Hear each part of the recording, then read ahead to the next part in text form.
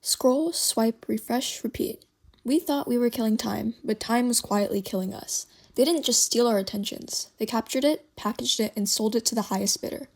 We became inventory in someone else's economy.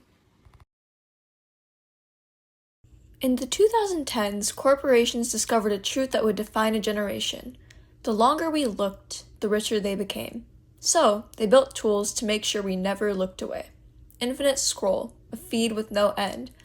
Autoplay, a trap disguised as a convenience. Algorithms that learned what we craved before we even did.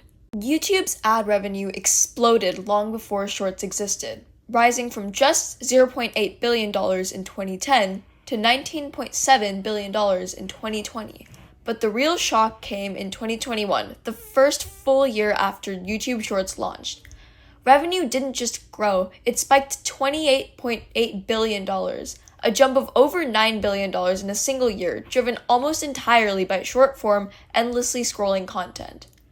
By 2024, it climbed to $36.1 billion, proofs that Shorts didn't just add revenue, it redefined it. Instagram followed the same pattern. Before Reels, Instagram earned an estimated $28.4 billion in 2020, but after Reels launched mid-2020 and dominated 2021's engagement, Instagram's revenue exploded to over $48.3 billion in 2021, skyrocketing in just 1 year, almost entirely due to Reels' TikTok-style infinite feed design. Our brains were never designed for infinite novelty.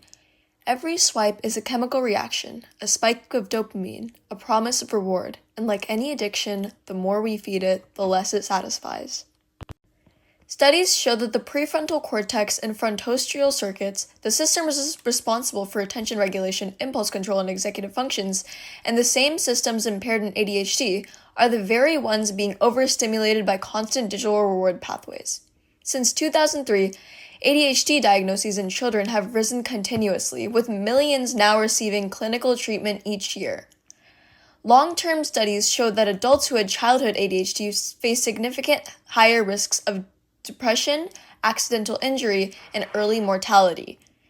Broader national surveys reveal that 1 in 5 adolescents now meets criteria for at least one mental disorder over their lifetime.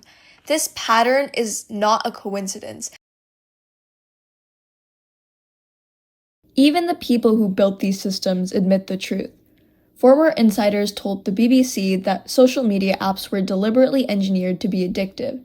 Every ping, every color, every vibration tuned to keep us hooked. They called it engagement. We call it captivity. We used to look out of the window and think. Now we look down and obey. Boredom was their first casualty. Silence was their greatest threat.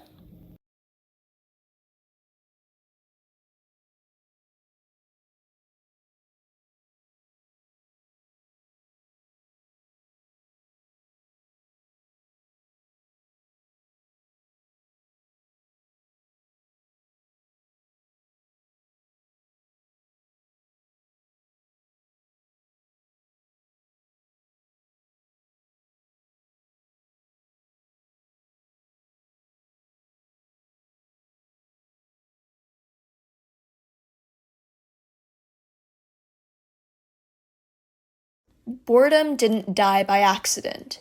It was executed methodically and profitably.